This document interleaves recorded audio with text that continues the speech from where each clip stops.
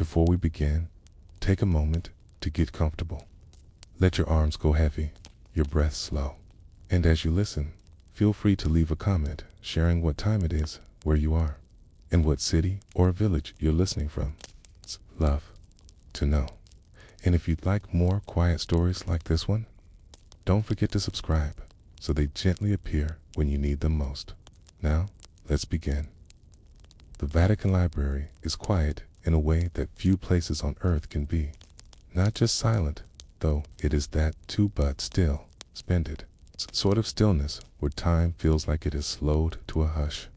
The polished floors, the long halls filled with Latin inscriptions, the frescoes that hover just below the ceiling, all of it seems built to keep noise out, or perhaps to keep something else in. You might imagine, listening now, what it would be like to stand there alone, half with a soft echo of footsteps in the scent of vellum and ink aged hundreds of years. Deep within those walls lies the Vatican Apostolic Library, and deeper still, beyond the catalogs and microfilm readers, something almost no one speaks of directly, the Archivum Secretum Vaticanum, or the Vatican Secret Archive. But before it became famous for mystery or conspiracy theories or whispered television specials, it began as something smaller, quieter, and far more boring. It began with a locked cabinet and a man named Camillo Borghese. Camillo Borghese became Pope Paul V. In 1605, he was a careful man, educated in canon law, methodical in his judgment, and, according to those who met him, profoundly reserved. He was not known for bold reforms or theological revolutions, but rather for wanting to keep things where they belonged, especially information during his papacy. Paul V initiated something few before him had done with real structure. He centralized the papal archives. Before him, the records of the church were scattered across Rome, cooked into monasteries, private vaults, and the cluttered chambers of retired secretaries. Some were copied by hand, some weren't. Many simply vanished. But Paul V had a vision. Everything recorded by the papacy should be brought together and placed in a single, secure location.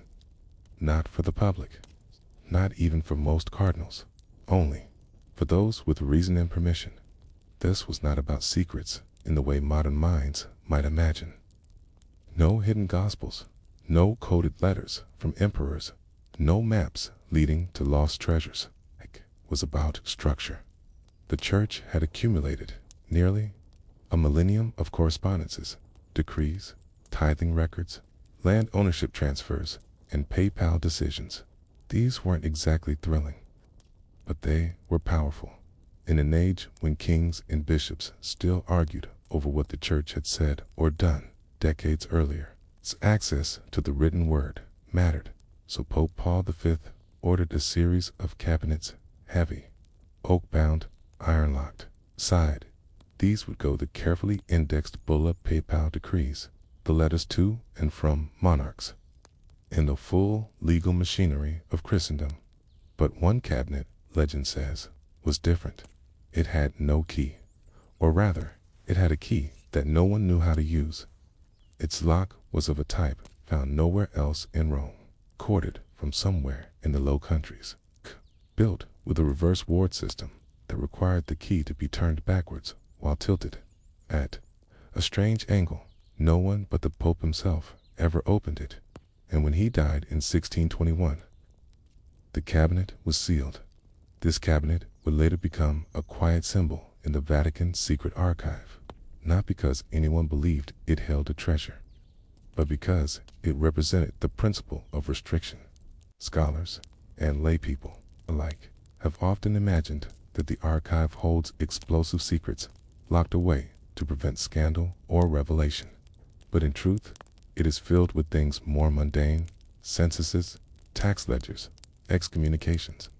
Yet these are perhaps even more powerful in the way they shape how we understand history. One missing document in the chain of ecclesiastical succession can alter the legitimacy of a bishop's line. One misfiled agreement with a king might reshape how territory was claimed or blessed. And Paul V knew this, so he created an archive that would speak only when asked to, and only by those who knew how to ask.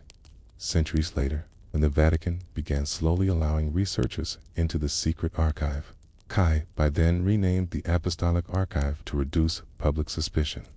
Historians encountered room after room of such storage, tall shelves filled with bound volumes, boxes wrapped in string, cabinets labeled with handwritten numbers whose meaning had long faded. And deep in one of the oldest wings, a single sealed cabinet marked only with the papal insignia of Paul V. By then, it had not been opened in over 300 years. No one had the key, and no one was sure what, if anything, was inside. You might wonder, listening now, why no one tried to force it open? Why not a crowbar or a locksmith? But this is the Vatican, and in the Vatican, even the mundane takes on a kind of sacred inertia. To damage a cabinet commissioned by a pope, especially one still under archival seal, was unthinkable. So the cabinet remained. Visitors passed it. Archivists dusted around it. A small note was added to its register. Access suspended pending clarification of contents. Decades passed. In 1972, minor fire broke out in one of the archive storage rooms, not near the cabinet, but close enough to warrant inspections. During the review, a team of restorers noticed something odd. The cabinet's lock had tiny grooves along its edges that suggested movement. Not in recent years, but at some time in the past century. It had been opened, briefly, then locked. No record was ever found of that inspection. No one knew who had accessed it, or when, and again, no one could now open it. The key, if it had existed, was gone. The Vatican did not pursue the matter publicly. It simply added another note to the log and closed the door. The locked cabinet became something of a metaphor among those who worked in the Apostolic Archive. They called it Il Mobile del Silencio, the cabinet of silence. Not because it held a dangerous truth, but because it resisted curiosity. And this, more than anything, is what defines the history of the Vatican's most secret rooms. Not explosive content, but controlled, forgetting structured ignorance, the kind of silence that is too symmetrical to be accidental. And so, today, if you were somehow granted entry to the Vatican Apostolic Archive and followed a winding corridor past the cardinalatial registers in the papal ledger rooms, you might find yourself in a quiet chamber of early 17th century material. The air will smell faintly of glue, wood polish, and old pages, and in the far corner, you'll see it, the cabinet, sealed, unassuming. It's flanked by other shelves with the more accessible volumes. It doesn't look important, but it is, because, in its silence, it reminds everyone who walks those halls that knowledge, especially historical knowledge, is not always about what is revealed. Sometimes it's about what is preserved just out of reach, so that even now, as you settle further into stillness, you might begin to wonder, what do we leave behind when we choose not to look inside? The Vatican's archives do not shout. They whisper, and the cabinet in the corner, the one said to have belonged to Pope Paul V, whispers in silence, not because of what it contains, but because of what no one has yet dared to discover. This is the paradox of archival secrecy. It is not only about safeguarding knowledge. Sometimes it is about delaying knowledge long enough for people to forget they ever needed it. And in the case of Paul V's cabinet, the forgetting came quickly. After the Pope's death in 1621, the Church entered a period of heavy transition. The Baroque age had begun to bloom, and Rome, always a city of layers, began reshaping its skin. Chapels were renovated, fountains commissioned, and cardinals appointed who had never met Paul V, never touched his ledgers, never cared about his cabinet, and yet the cabinet remained, carried from one papal building to the next during each relocation of the archive. It was always labeled with care. but the meaning behind its presence faded until 200 years later, a name was found in 1835.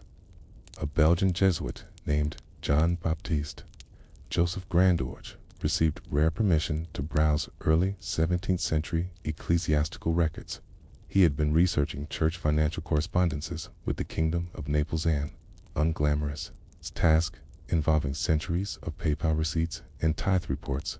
While combing through the records, he found a curious line in a ledger from 1611. Depositum, custodendum, sub clavum personalum, sanctitatis sui. Deposit to be kept under the personal key of His Holiness. There was no further explanation, but next to the line, someone had scribbled a symbol in the margina, tiny drawing of a cabinet, square and simple, with a cross above it. It was a detail easy to miss. Grandorge, curious, traced the handwriting and compared it with other notations in the archive. The script matched that of Monsignor Arcangelo Specchi, a known notary of Pope Paul V. Specchi's records were methodical. He indexed papal letters, notarial transcripts, and inventories of stored documents.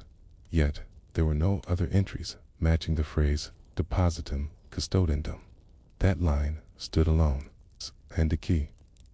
It was described in no catalog, but the name of the notary and the faint cabinet sketch was enough. The Jesuit realized what he'd likely found. Grandorge tried to pursue it. He wrote 3 letters to the prefect of the Vatican Archive, asking for an internal search of locked cabinets associated with Paul V. He never received a reply.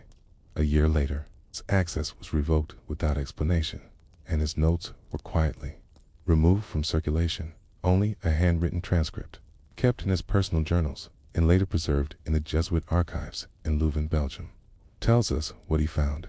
So the cabinet slipped again into quiet. But one cannot silence curiosity forever in the 1930s. As fascist Italy courted the Catholic Church through the Lateran Accords, there was renewed attention placed on the Church's historical legitimacy, particularly in terms of its territorial claims and papal records of sovereignty. Mussolini's ministers, hoping to secure as much favorable evidence as possible, dispatched clerks to photograph portions of the secret archive, and it was during this initiative that a name reappeared. A list of non-inventoried items was drawn up to explain what could not be classified. Entry number 34 reads, Cabinetum, Clausum, reference at Paulum v. Excessus, Denegatus, Clavis Emissa, closed cabinet, referencing Paul V. Fifth, access denied, key lost, and below it, in pencil, no action, item considered of symbolic value only. This might have been the end of the story, a symbolic cabinet, sealed by time, protected by procedure, forgotten by convenience. But there is a deeper reason why. This matters because, in the world of archives, what is preserved isn't just about the past, it's about authority over the past. Pope Paul V had created a locked repository of documents that even the Church eventually forgot how to open, had done something unintentionally profound. He demonstrated how institutional memory can be curated, not by what is shared, but by what is left in the dark. And this approach, intentional or not, has echoed across centuries. You can see it in the Catalogo Segreto, the private registry of items withheld from the Vatican's main collection, or in the NDC Privity, small personal indexes that only certain archivists are trained to interpret. The logic is simple. If something is never made visible, it never has to be defended. And so, the cabinet becomes more than a box. It becomes a mechanism of control. Still, there have been quiet efforts to understand what it might contain. One theory, published in 1991 in a limited circulation Italian academic journal, suggested that the cabinet may hold correspondence from the Venetian interdict of 1606. That year, Pope Paul V excommunicated the Republic of Venice after it attempted to limit papal influence on civil appointments. It was one of the more dramatic diplomatic confrontations of the early 17th century. Could the cabinet hold letters exchanged between the Pope and the Deutsch, or transcripts of negotiations? It's possible, but no one knows. Another theory is even more mundane, that it contains financial records that were later superseded by more official ledgers and never discarded. But this raises a more subtle question. Why keep something locked if it's obsolete? Why not destroy it? Why preserve silence? As you sit with these questions, begin to understand the Vatican's true secret. It isn't just hidden information, it's structured omission. A practice of creating intentional gaps, spaces that appear in the historical fabric, not because someone tore them, but because someone decided to never weave them in. The cabinet is one such space, and yet continues to exert a quiet influence. Even now, scholars who enter the Apostolic Archive by invitation only, with credentials reviewed by commission for a set number of hours per day, will pass by rooms lined with iron shelving. Some rooms have been digitized, others are undergoing preservation, but that one cabinet changed for centuries still stands. And in 2010, when the Vatican opened a limited exhibition titled Lux in Arcana, inviting select documents from the secret archive to be displayed publicly, for the first time in history, there was a quiet request made by a visiting historian. Could the cabinet be opened, even if only for display? The answer was brief. No. No reason given. No debate allowed. It was not under consideration. The cabinet remains closed. And so, the modern Vatican Archive, now called the Vatican Apostolic Archive, to appear less menacing, carries on its careful balance between preservation and concealment. Many files have been opened. Some are still sealed. And a few, like the cabinet of Pope Paul V, sit silently in between. Not because they must be hidden, but because no one is quite ready to remember. So, again, you might ask yourself what story becomes possible when no one can say what was lost was lost. The air inside the Vatican Apostolic Archive is cool. It's not cold, just cool enough to protect parchment from humidity, ink from fading, leather from cracking. Even now, in the 21st century, the archive keeps its secrets in silence. The cabinet still stands. Same hinges, same varnish. No light inside. No key, and still, no one opens it. But why? You could say it's a logistical matter. No matching key has been found. The internal structure might be fragile. Disassembling it might cause damage to nearby records. You could also say it's ceremonial, so that some items are preserved as symbols of continuity, a papal heirloom, a relic of bureaucracy. Not all things must be accessed. Things are just remembered. But then you might recall the archivist's quiet avoidance of questions about the cabinet. It's the way they change the subject. It's the way visiting researchers are escorted down other corridors. And in that silence, a different truth begins to emerge. Let's return to 1610. Rome was restless. The astronomer Galileo had just published Sidereus Nuncius, claiming he had seen mountains on the moon and moons orbiting. Clear signs that Earth was not the center of the universe. The Catholic Church was not pleased, but Paul V did not excommunicate him. Not yet. Instead, he waited, deliberated, and he recorded those deliberations. Privately, historians believe that some of those records may have gone into the cabinet. Why would he do that? Because at the time, Paul V was fighting wars on multiple fronts: political, diplomatic, and scientific. The Venetian interdict had just ended. The Kingdom of France was flexing its influence, and Spain still held sway over southern Italy. Knowledge, true or not, could be weaponized. Letters could be intercepted. Accusations could spiral. And so, in the quiet of his personal chambers, Macavi is said to have kept a separate archive, just a few drawers. No more were documents, too sensitive for even the papal chancellery, were placed. Some say it included private instructions for future popes. Others claim it held testimony from heresy tribunals never made public. There's even an old rumor that Paul V commissioned translations of ancient Hebrew and Greek texts on astronomy and mathematics and hid them. Not out of malice, but out of fear. Fear that knowledge could outrun the church's ability to explain it. And so, he sealed the drawer. He wrote no inventory and left no copy of the key. A small ripple of interest re-emerged in the 1970s, when historian and linguist Giovanni Arrufino published a short article titled I documenti scomparsi del pontificato di Paolo V. The missing documents of the pontificate of Paul V.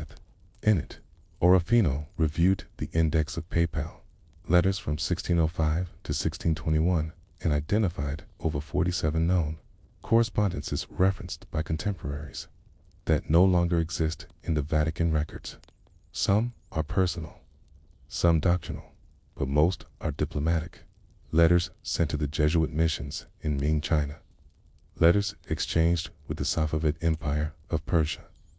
And letters discussing new reports from the Americas about rituals, languages, and customs, too unfamiliar, too indecipherable for Europe's rigid frameworks. Did these documents disappear, or were they never filed in the first place? Arrufino never claimed they were in the cabinet, but his implication was clear. When knowledge becomes inconvenient, institutions often treat it like it never happened, not by denying it, by neglecting it. But the cabinet, of course, isn't just a cabinet, it's a mirror reflecting how institutions shape memory. Imagine, for a moment, being a young scribe in 17th century Rome. You're tasked with copying a letter for the Pope. It's addressed to a foreign astronomer, one whose instruments defy Aristotelian doctrine. You write it faithfully, you seal it, and the Pope reads it, then tells you to deliver it, not to the archive, but to him directly. He opens the cabinet, places the document inside, and turns a key. What happens to that knowledge? It doesn't vanish, but it leaves the official record. It exits history, as far as history is told. In 2002, Vatican authorities confirmed that less than 1% of the Apostolic Archives' contents had ever been reviewed by external scholars. That number has grown slightly in the decades since, but the vast majority of documents remain untouched, not because they are dangerous, but because they are dense, long, not U-N-I-N-D-E-X-E-D, written. In fading Latin, they are the boring documents, the ledgers, the receipts, the inventories of cassocks and candles, the shipping logs from Neapolitan ports, the diet schedules for bishops during Lent. And yet, it is among these boring entries that fragments of truth sometimes appear. A scribbled note here, a list of contents there, a name out of place, like the fragment written by Father Egidio Astori, a monk who briefly served in the papal archives in 1620. His journal entry, preserved in a Franciscan abbey, reads, "The Holy Father's cabinet was not to be opened by any man, not even after death. He told me so himself, while setting down the German pages with trembling hands." What were those German pages? Who wrote them? And why would a pope tremble? In our modern world, with its data leaks and digital archives, we like to believe that everything eventually surfaces, that the truth, however long buried, will one day come to light. But the truth doesn't just hide in basements or boxes. Sometimes it hides behind culture, behind protocol, behind the unspoken agreement, that some things are simply not worth pursuing. And perhaps that's what makes the cabinet so enduring. Not because it holds anything explosive, but because it might hold something ordinary, yet paradigm shifting in its ordinariness, like a papal acknowledgement that the earth moves, or a quiet apology sent to a mission that never returned, or a map slightly wrong, slightly right, not enough to start a revolution, but enough to make history. Stutter, tot so, now you know. There is a cabinet in the Vatican. It has no label, no open record, no available key. It stands beneath soft lights on polished stone, between other objects long since catalogued, and yet it remains sealed, not by locks, but by choice. And perhaps the question that matters most is not what's inside, but rather what kind of world keeps choosing not to look. Deep within the labyrinthine corridors of the Vatican Library separate from the Apostolic Archive, yet closely related, there once sat a modest, tightly packed room, marked not by grandeur, but by quiet disinterest. Wooden shelves reached toward a low, curved ceiling. Some bowed under the weight of centuries-old volumes. Dust motes drifted lazily through shafts of filtered morning light. Here, the corner of shelf number 73, there had been a book known only by its shelf mark, Codex 402. Not illuminated, not gilded, scatalogued, bound in dark, almost black leather. No title on the spine, only a frayed, handwritten label, 402. And yet this modest codex would someday come to represent one of the Vatican's strangest disappearances, not because of what it was, but because of how perfectly it seemed to vanish. Let's start at the beginning. The earliest known mention of Codex 402 appears in the 1798 inventory conducted under Pope Pius VI. That year, in the chaos following Napoleon's invasion of Rome, the Church began its first serious attempt to organize and secure its written holdings. Books had been seized, hidden, moved. Several archives were temporarily transported to Paris, and amid this storm of documentation, small notation appears in column 17, row 9 of the inventory. 402 in Lingua Latina de Calendaries Antiquas, anonymous status, Bono, Latin, on ancient calendars, anonymous condition, good, not remarkable at all. Fact, it was one of dozens of books listed under the heading De Tempore et Ritual, on time and ritual, books that explored the slow, boring questions of how ancient people marked days, honored seasons, scheduled feasts, or calculated lunar movements. Nothing controversial, nothing dangerous, until 1834. In that year, a young Jesuit scholar named Bartolomeo Ghisleri was given access to Codex 402 for a study on the origins of the liturgical calendar. His handwritten notes preserved in the Vatican Library under the identifier GS bar 1834/7 describe a curious anomaly rather than presenting a single, continuous treatise on calendars. Codex 402 appeared to be a composite, worker-bound collection of several earlier fragments, none of them formally attributed. Among the fragments, Ghisleri found a Roman lunar calendar cross-referenced with Greek solstice dates, a partial translation of a Babylonian astronomical text, Cretan Computus table, strangely aligned with Egyptian feasts, a short commentary written in awkward, uncertain Latin referring to the year of confusion. But it was the fifth fragment, no more than 12 pages long, that unsettled him. It was a dialogue, Ghisleri wrote, between two unnamed clerics. One described a method for resetting liturgical dates based not on the equinox, but on a pre-Christian system of planetary alignment. The implications were vague, yet startling. Not heretical exactly, but pre-ecclesiastical, older than the calendar. The Church had always claimed to be divinely inspired, older, perhaps, than the Church itself. He submitted a brief report, contained no alarmist tone, no conclusions, but his request to re-examine the Codex 3 months later was denied. The librarian at the time, Father Alessio Trentini, stated that the book had been removed for conservation. No explanation was given, and when Trentini retired 2 years later, no one could locate it. Not on shelf 73, not in the conservation room, not in the basement stacks, not in the transit registry. Its index card was missing from the main catalog. Its shelf mark had been erased in pencil, and no one, not even the next 3, had librarians could provide a paper trail. So what was Codex 402? What had it actually said?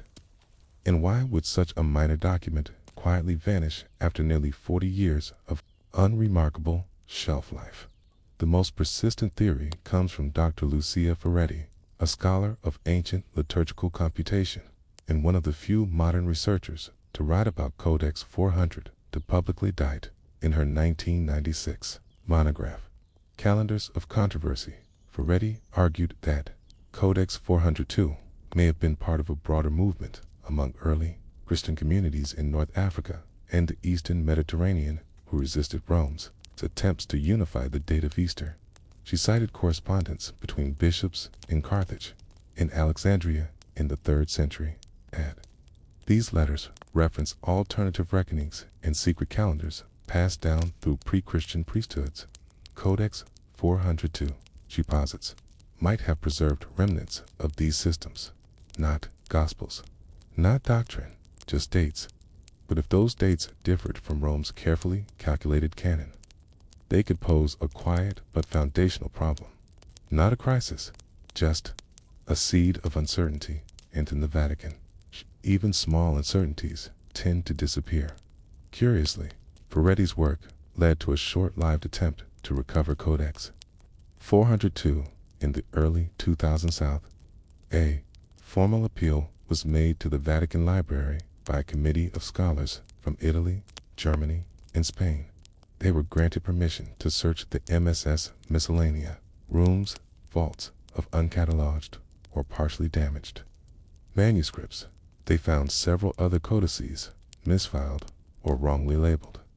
They even found 3 books that had not been recorded in over a century, but 402 was not among them, nor was any other codex bound in black leather with a blank spine.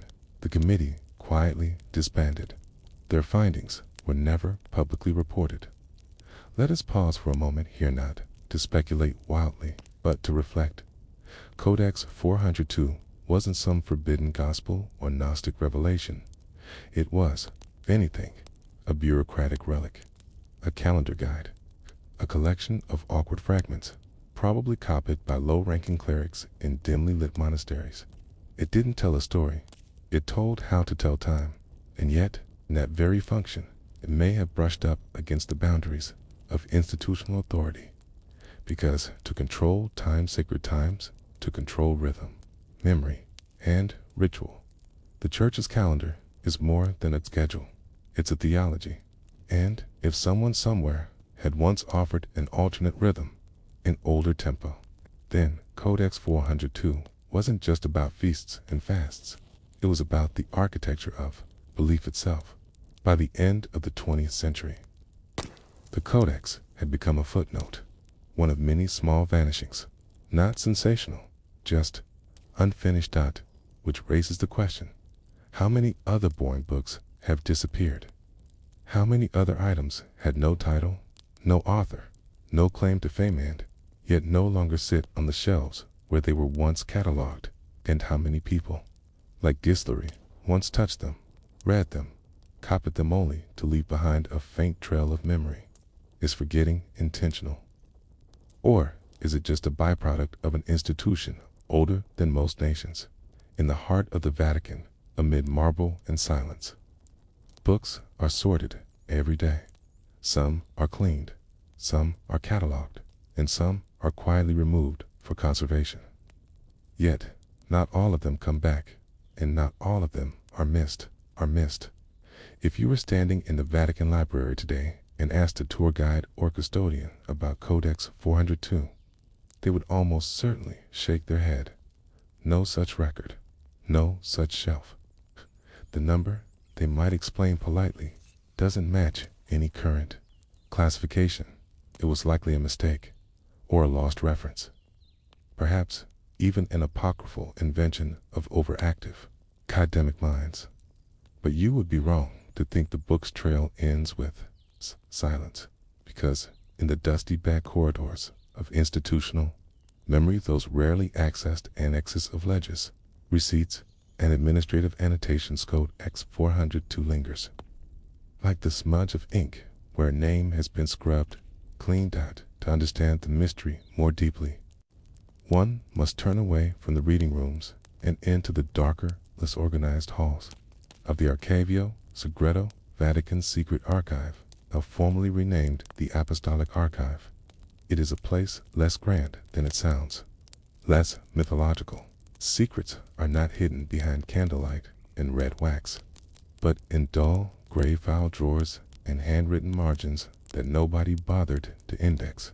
And in those corners, the curious researcher finds threads small, fraying, almost invisible, that still lead back to the ghost of a book. Labeled 402, in the winter of 1902, a German Jesuit named Matthias Loff arrived in Rome on a quiet, scholarly mission. His task was simple, or so it seemed, to study inconsistencies in Easter calculations between the Julian and Gregorian calendars, particularly in regions where older observances had persisted longer than expected. These calculations mattered deeply. The Church's authority, in part, rests on its ability to fix time to determine when Easter is celebrated, when Lent begins, when Advent starts. And to do that, the Church relies not just on astronomy, but on deep and sometimes contradictory histories of local observance. Loff had heard from a senior scholar in Mainz that a text once existed in the Vatican that mapped these observances not by decree, but by practice, documenting what actual communities did, not just what they were told to do. He searched for it under many names. The Mainz scholar referred to it vaguely as the calendar fragments. Others whispered of a black book misfiled during Napoleon's invasion. And one archivist mentioned something odd, an unreturned item once labeled 402. Loff requested access. Denied. He requested again. Delayed. Eventually, he was escorted to a basement shelf where a frail clerk pulled out 3 boxes of unindexed material. Loff spent 9 days in that room.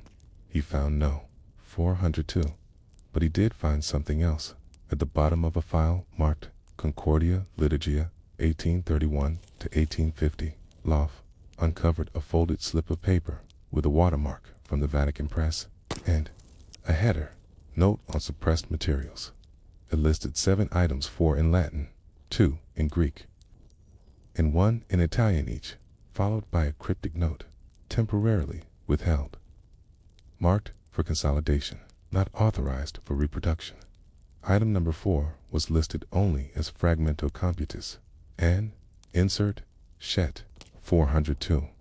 Fragmento Computus, fragments of a calendar reckoning, and insert year uncertain Shet 402. The codex had left behind an echo, not a book anymore, but a series of fragments, disaggregated, hidden behind a clerk's euphemism. What might this mean? Codex 402 was, indeed, disassembled. Where did its pieces go? Some suggest it was destroyed, but destruction leaves marks, burned ledgers, disposal slips, notes of permission. There are none. Others believe it was incorporated into other volumes. Vatican conservation practices at the time often involve rebinding older documents into anthologies for preservation. But here, too, we find nothing definitive.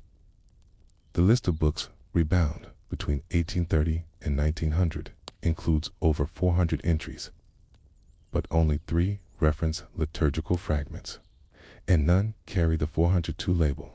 Dr. Lucia Ferretti, K., in a private appendix to her main work, speculates that the codex was taken not to a conservation room, K., but to a non-catalogued annexa place known colloquially among archivists as La Scatola del Cos Dimenticate, the box of forgotten things. Not a box, really, more like a filing closet, a repository for unclassifiable, duplicate, or politically sensitive documents that didn't warrant destruction but couldn't be shown. No photos of it exist, no official description. These stories passed quietly between generations of librarians. According to one such story, the box was located behind a sealed wooden door in the sublevel beneath the Tower of the Winds. a structure used for centuries to measure solstices and calibrate the Vatican's internal clocks. And if the fragments of 402 were ever moved there, they might still sit today cataloged, unmarked, unread, because nobody remembers to look for what they were once told to forget. But even if Codex 402 was hidden rather than lost, why would a dusty compilation of calendar fragments pose enough of a problem to warrant silent removal? It's here that the story shifts suddenly from archival chase to philosophical dilemma, because 402 wasn't about doctrine or heresy. It was about structure. In particular, it questioned the Church's monopoly on the structure of sacred time. Imagine this: if a text were found showing that pre-Christian communities celebrated events on dates later adopted as feast days, would that weaken the Church's claim to divine origin? If a lunar system predated the computus yet matched its rhythms more closely than expected, what would that suggest? Not conspiracy, not revelation, but the possibility that the scaffolding of belief was older and more borrowed than officially acknowledged in an institution built on tradition. This is not a scandal. It is a slow erosion, like water beneath a marble floor, invisible till it sinks everything. A few scholars have attempted to reconstruct Codex 402 using Slary's notes from 1834, as well as Loft's records and the stray mentions in the archives. These reconstructions are, at best, partial. They suggest the Codex began with an early Roman calendar called the Fasti Antiqui, which included pagan feast days in January and March. That bore a structural resemblance to later Christian observances. It then moved into a Babylonian cable correlating lunar eclipses with agricultural omens. Next came a short guide to calculating Passover from an Egyptian monastic community, using Nile flood cycles as temporal anchors. Then the dialogue between unnamed clerics, where one describes time not as a line, but a will. And finally, series of marginal notes referencing the silent intercalations of rural churches' adjustments, made to fit local harvests and weather. No grand claims, no thunder, just a quiet suggestion that time, Kievan's sacred time, was negotiated, not handed down. And if you listen closely, its negotiation whispers something deeply human. We invent rhythms, we write them into stone, we forget who wrote them, and then we defend them as eternal. Lauff died in 1924. His notes were boxed, labeled, and stored in the Jesuit archive in Cologne. They were rediscovered in 1993 by a graduate student named Anna Hollenberg. She published a paper which referenced Ferretti. Ferretti revised her theory, citing Hollenberg, and so, like an orbiting moon, the memory of Codex 400 continues just far enough from light that most never notice it. Yet, for those who do, it raises a question: how many things have we forgotten, not because they were dangerous, but because they were inconvenient? How many other codices sit quietly behind unnamed doors, not erased, but simply removed from the rhythm of daily thought? And what happens to a story when no one is left to ask for it? The Vatican is a city within a city, a nation built not of streets and homes, but of corridors, courtyards, and archives. Beneath its gardens lie tunnels, and beneath those tunnels, rooms. Some of these are sealed, some are mapped, and some are known only by the ghosts of whispered names, half-forgotten designations, passed down between scribes, caiaphas, and monks. One of these names is La Stanza, senza nome, the room with no name. It is not mentioned on blueprints, appears in no public directory. But in the late 19th and early 20th centuries, Teed surfaced briefly in a handful of internal correspondence between Vatican librarians, always referenced in lowercase, always indirectly.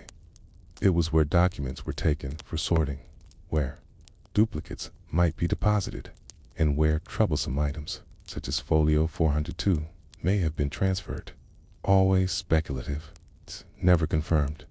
But when you begin tracing the history of Codex 402, this room silent, unacknowledged, starts to emerge as more than a metaphor. It becomes a destination, or perhaps more accurately, a disappearance point. In 1932, amid growing concerns about document preservation, a special committee within the Vatican Archives proposed an internal reclassification of non-cataloged or orphaned texts. These were items with no provenance, no shelf, no definitive subject manuscripts that had drifted free of their organizational anchors. One such document, according to the committee's internal notes, was a fragmentary computus in poor condition, thought to originate from southern Gaul.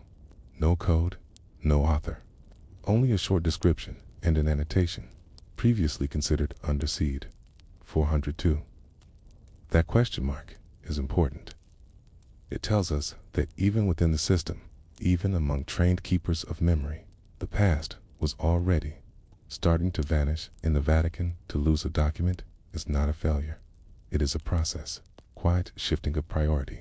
The most sensitive materials are not incinerated or redacted, but misplaced, systematically. Here's how it happens. First, a document is removed from active catalogs, not deleted, just marked as moved. Then its shelf entry is reassigned. Its barcode or filing number is replaced.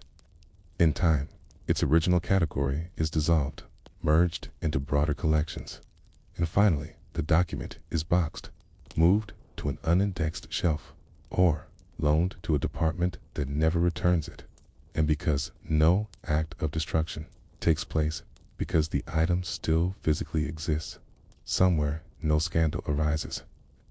Knowledge remains intact, just inaccessible, out of reach, out of rhythm, like a planet still spinning, but no longer orbiting anything. This is what many researchers now believe happened to Codex 402, not a cover-up, not a heresy, just a quiet removal executed through bureaucracy and dust.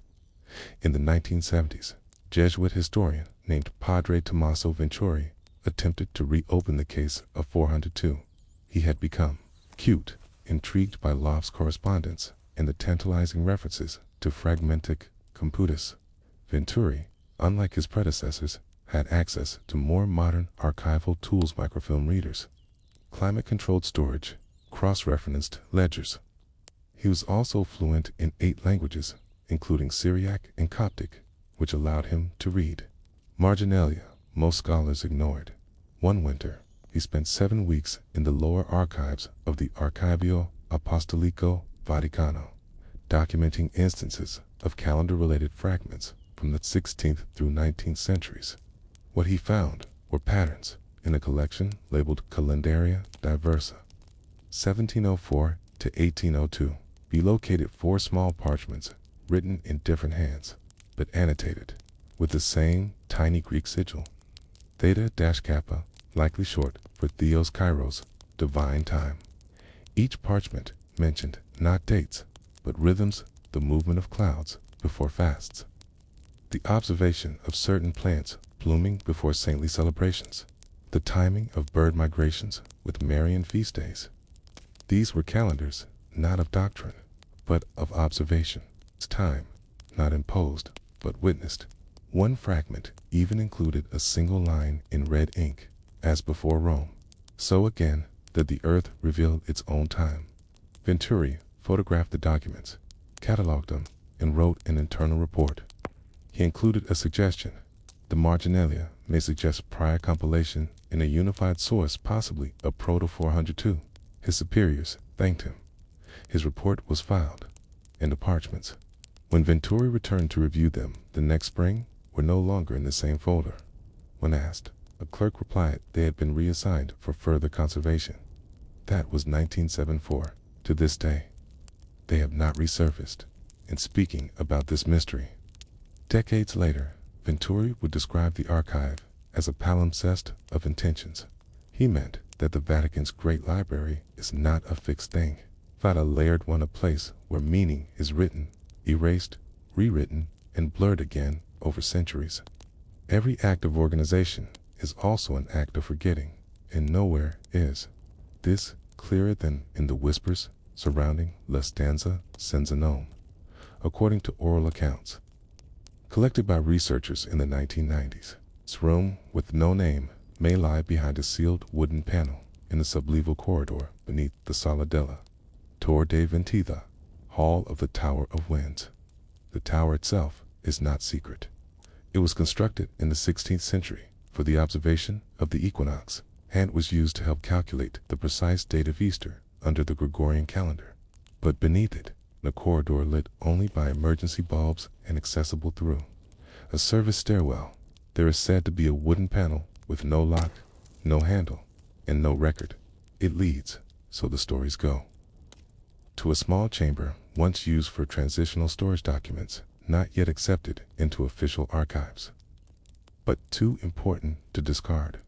One former assistant described it as a liminal space. Another, more poetically, called it a room that exists only when no one is looking.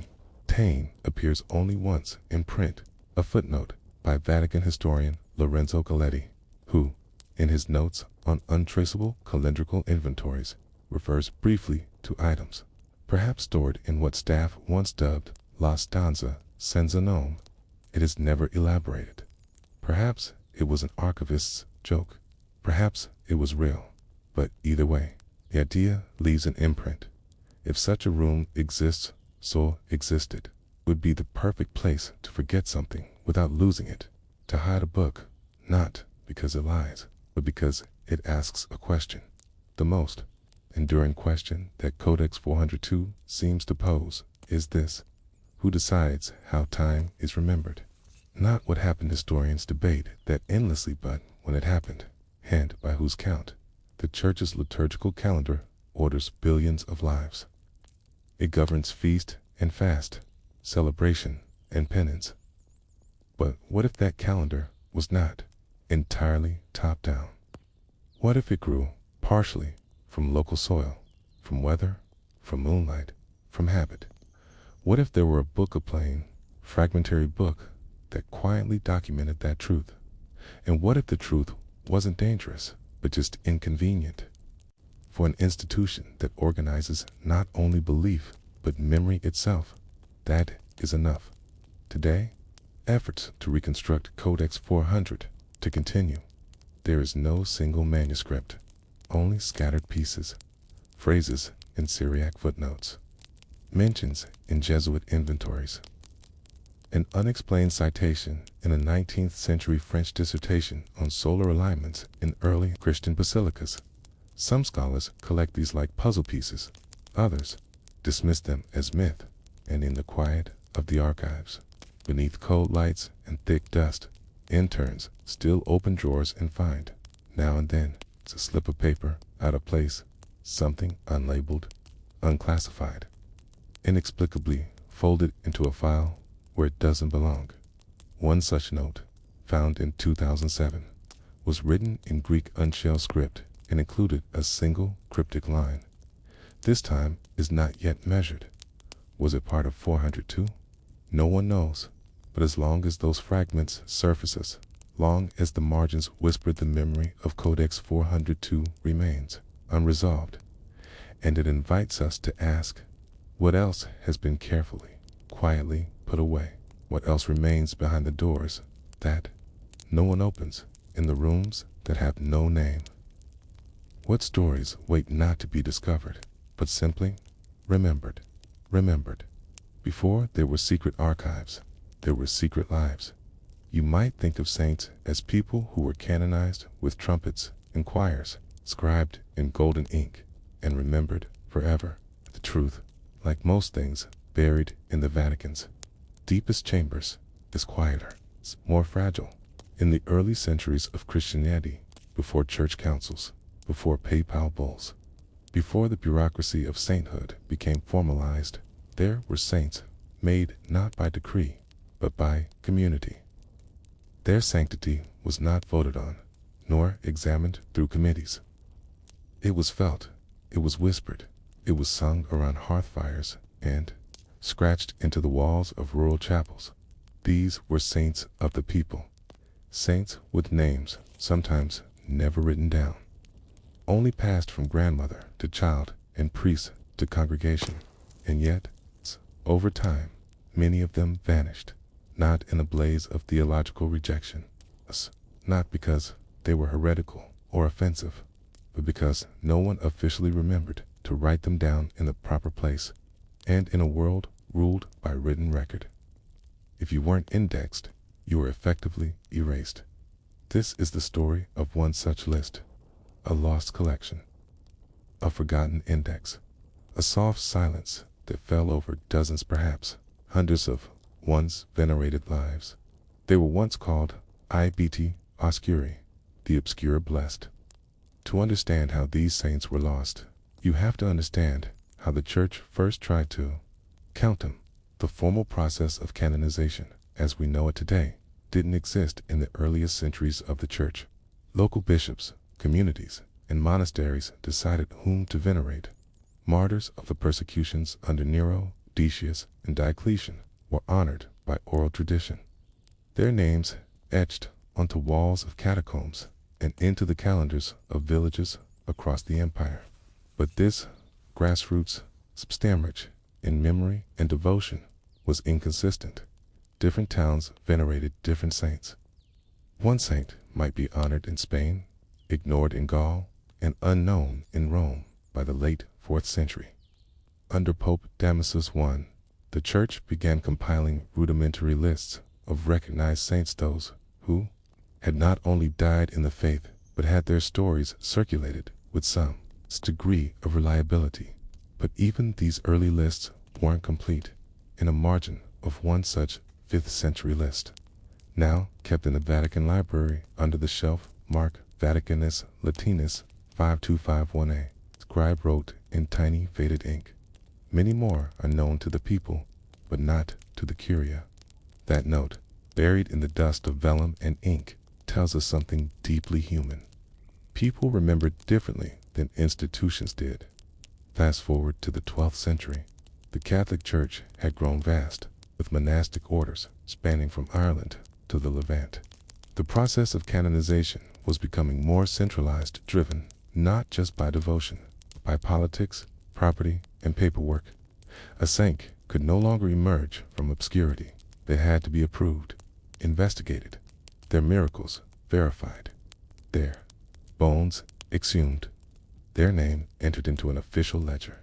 But what of the older saints, the ones who had been venerated for centuries, but had never passed through Rome's filters?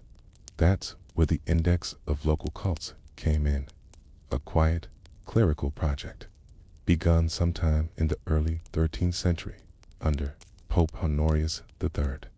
The goal was simple: to gather all local records of saints being honored in parishes, especially those who were not formally recognized by the Vatican.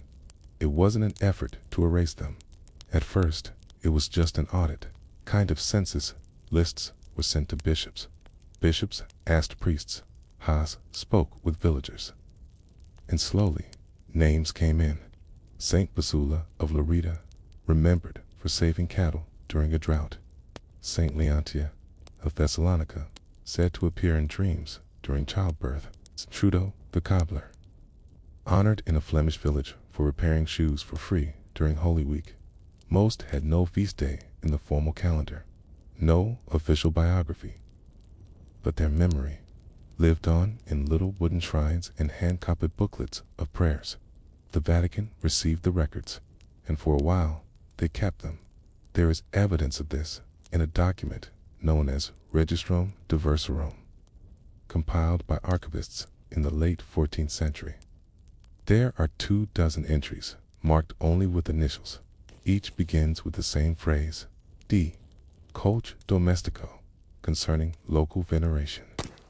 The entries are brief, descriptions of saints known only in their village. But then, at some point, the project stopped.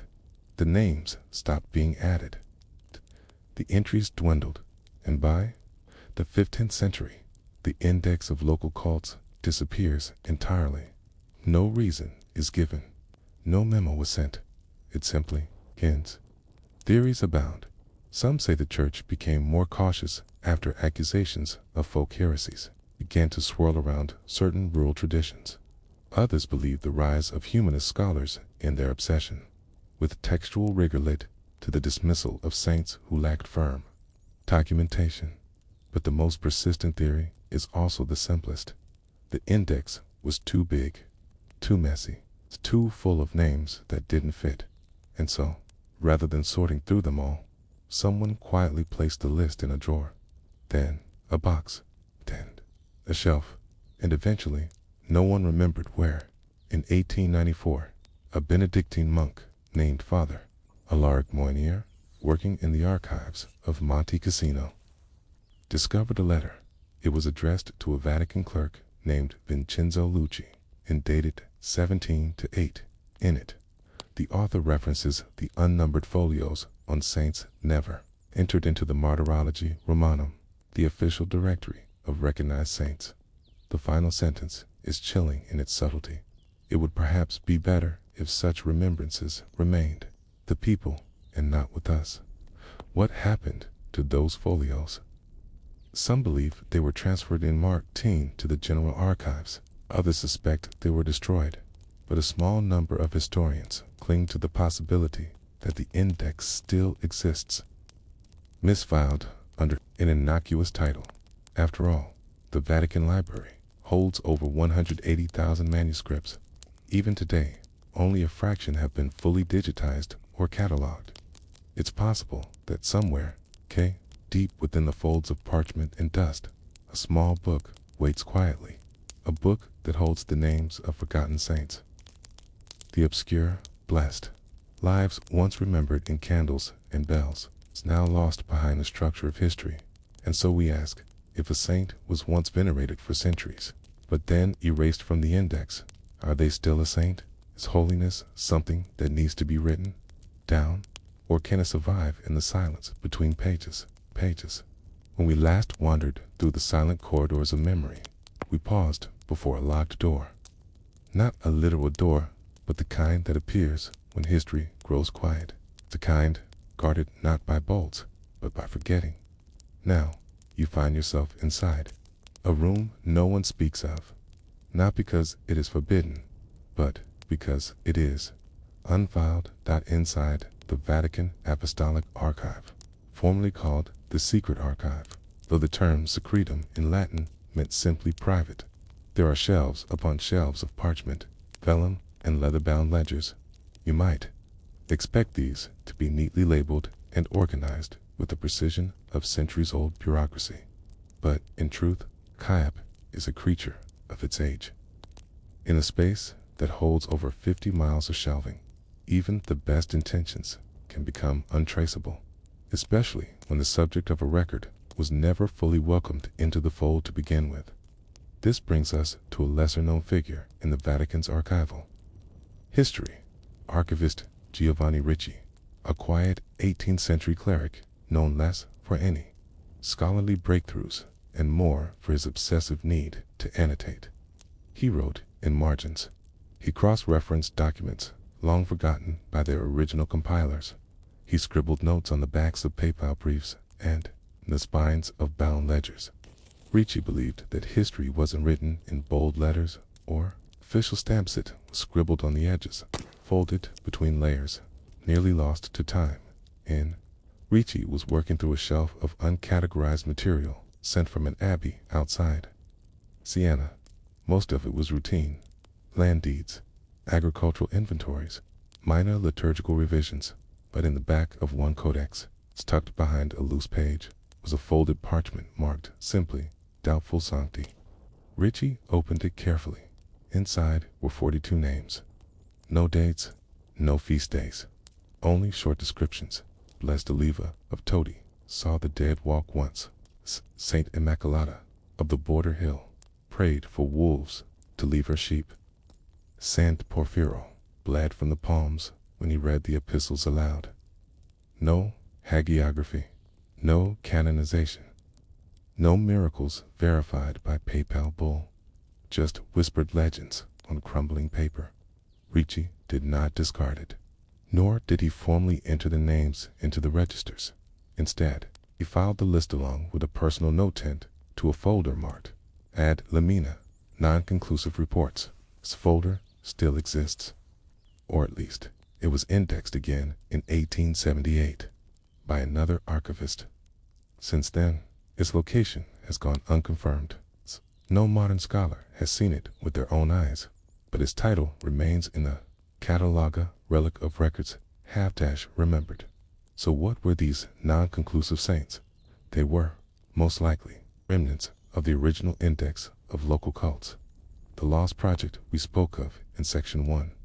Not enough documentation to be considered historical fact, but not so obviously fictional that they could be dismissed outright. In some cases, they were saints born out of accidents of translation. One example is Saint Galatia, mentioned in a 9th century psalter from Galicia. For decades, scholars assumed she was a local martyr, but linguistic analysis in the 1970s revealed that Galatia may have simply been a misreading of Galatia Latin, word referring to drippings or flowings of oil in a liturgical context. She may never have existed, or perhaps she did only need to be erased by a scribe who doubted her name meant anything. The silence around these saints isn't just archival, it's cultural. During the Counter-Reformation, especially after the Council of Trent, 1545 to 1563, the Catholic Church began cracking down on unauthorized veneration. Bishops were ordered to ensure that only officially approved saints be honored in liturgies or processions. Local cults were to be reviewed, shrines removed, prayers standardized. The move was not just theological, it was political. Rome needed control over the narrative of holiness. It could no longer afford 1,000 regional tales, each with its own symbols, miracles, and interpretations. And so, many saints were not exactly denounced. They were simply deactivated, no longer printed in prayer books, no longer assigned feast days, no longer mentioned from pulpits. Their chapels fell into disrepair. Their stories faded from generation to generation. And in this way, sainthood itself became a function of survival through record keeping. Let us pause here, not in a church, but in a field. Imagine an abandoned chapel in rural France, hidden behind a thicket of oaks. Inside, the roof has partially collapsed. Ivy creeps through the windows. Dust lies thick on the stones, but there, beneath the altar, is a statue, worn, unadorned. No inscription. She holds a spindle in one hand, a loaf of bread in the other. No one knows her name anymore. Yet 3 centuries ago, every child in this village may have known her story, may have whispered prayers to her before bed, asking for good dreams and protection from fevers. Now, she sits in quiet stone, anonymous, saint without a name. This is how the Forbidden Index feels. We must ask, who benefits from forgetting? In the archives of Bologna, there's a curious letter written in 1621 by a rural bishop to his superior in Rome.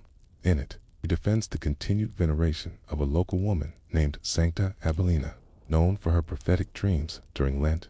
Rome had asked him to remove her feast day from the diocesan calendar. He writes, "If she be not a saint by your records, yet she is one to the faithful who have no other." There is something profoundly moving in that sentence. The faithful who have no other. It reminds us that sainthood, like memories, not always top down. It does not always live in marble halls.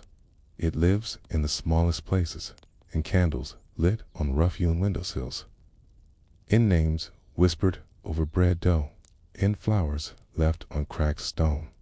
But when records die, when liturgical books are reprinted without certain names, when priests are told not to speak of dubious figures, the slow forgetting begins. And forgetting, as we know, is one of the most effective tools of erasure. Today, a few scholars try to piece together fragments of the lost index. One is Dr. Margareta Nilsson, a Swedish historian of medieval liturgical practices. Her work involves tracing saints, who appear in only 1 or 2 manuscripts and are never seen again. She calls them ephemeral saints. Among her favorites is Saint Ortruda, who appears in a 14th century German breviary as protector of women in childbirth. No miracle stories, no relics, only a short prayer to Ortruda, keeper of breath, be near in the hour of pushing. That line, simple as it is, speaks of real fears, real hopes, real people, and that is what makes these forgotten saints important, not because they were powerful, but because they were believed in. Back in the Vatican, a few archivists quietly continued to work Ricci began. They sift through boxes labeled miscellaneous. They open folders no one has touched in decades. Occasionally, they find references, half pages, names without dates. They compiled them on a spreadsheet titled Sancti Probabiliter, the probable saints. The file is not public, and it may never be, but it exists, and within it are the names: Flicker, Anacita, Borromeo the Younger, Hilda of the Dust Roads, Marcus the Night Watchman, all once remembered, all now hidden, all waiting in silence. And so, as we stand in this quiet room, lined not with relics, but with memories folded into paper, we ask, what is a saint, if not someone remembered? And what does it mean when even remembrance is taken away? There is a small church in central Italy, east of Rome, known to few outside the immediate region. It stands just above a narrow ravine, nestled among terraced olive groves and quiet cypress trees that lean like silent sentinels into the wind. This church, Santa Lucia a Muro, St. Lucy of the Wall, is not listed in any major pilgrimage route or scholarly index. No tour groups come. No relics are advertised. No feast days are celebrated with banners or incense. And yet, for centuries, the locals continued a peculiar practice. Every spring, on the second Friday after Easter, the townspeople would walk quietly to the church. They would gather at the north-facing wall, where ivy once clung and rain left its mineral streaks, and they would whisper not prayers, but names. No one remembers when it started. No one knows why the wall was important, but one name was always spoken first: Sancta Lucilla, not Lucy. Lucilla.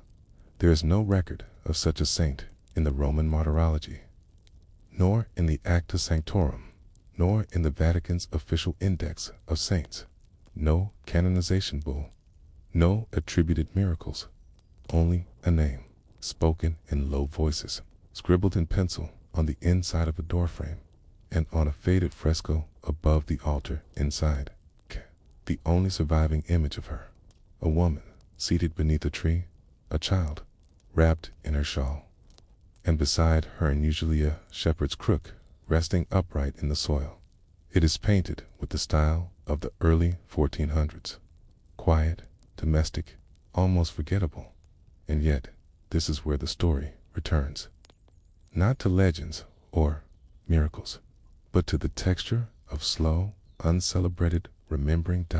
In this final part of the story, step into the deeper shadows of the Vatican's quietest vaults, those that hold not forbidden knowledge or lost doctrines, but the slow sediment of cultural forgetting.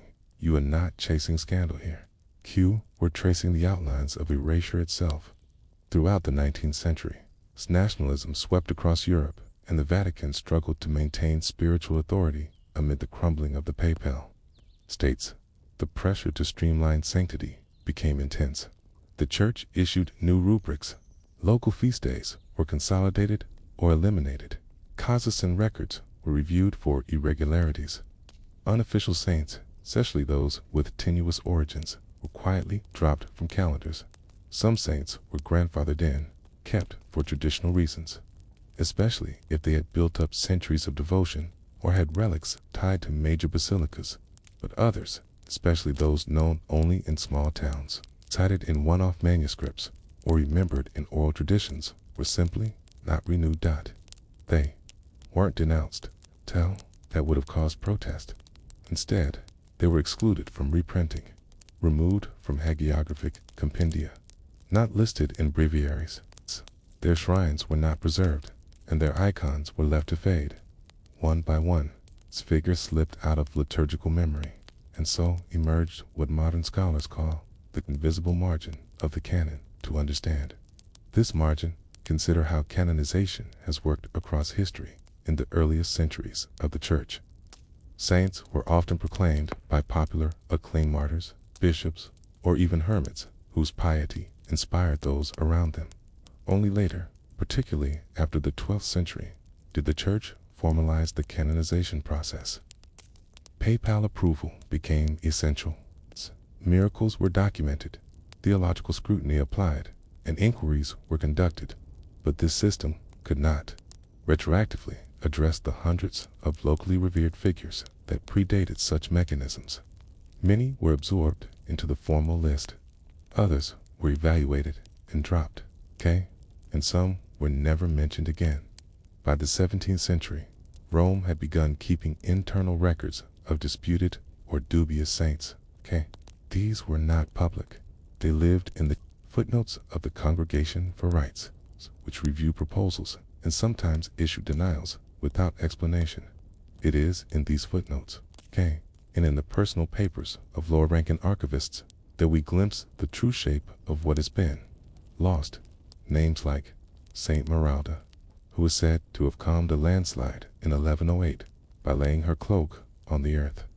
Saint Kenchio, a mute shepherd boy who spoke once and only to recite the Psalms from memory. Blessed Farah, a recluse of the Rhineland who wrote Psalms backward as a form of prayer. Each one mentioned once and never again. Now, let us turn to the story of Father Luis Armenta, a Mexican priest and part-time historian, who, in 1956, came across a curious ledger during a visit to the Vatican's reading room. It was a book labeled Obscuri, Venerations Locales, the obscure local venerations. In its pages were more than 200 entries. Each entry included the name of the figure, the approximate region of their veneration, a note on whether the devotion was still active, and a final column marked simply Tractatus with check marks or dashes. Father Armenta photographed several pages. He published a short essay in a Catholic journal, noting how many women were included in this list, especially women whose roles were midwives, caregivers, weavers, or protectors of travelers. He wrote, if sainthood were decided by silent labor, there would be no shortage of halos. But we have kept only the saints who thundered. This essay received little attention, but in 1983 it was cited in a doctoral thesis by a Canadian scholar who went on to write a full monograph titled The Erased and the Remembered Local Saints of the Pre-Modern Church. From this, community of researchers began informally calling these forgotten saints the Obscuri, not a term of judgment, but a recognition. They existed in shadow, not because they were unworthy, but because they were inconvenient to standardization. Let's return to Santa Lucia Amoro. The church remains open, though barely. Its roof was repaired in 2009 by a local heritage grant. The fresco has been stabilized with a clear resin, and each year, townspeople still gather by the wall.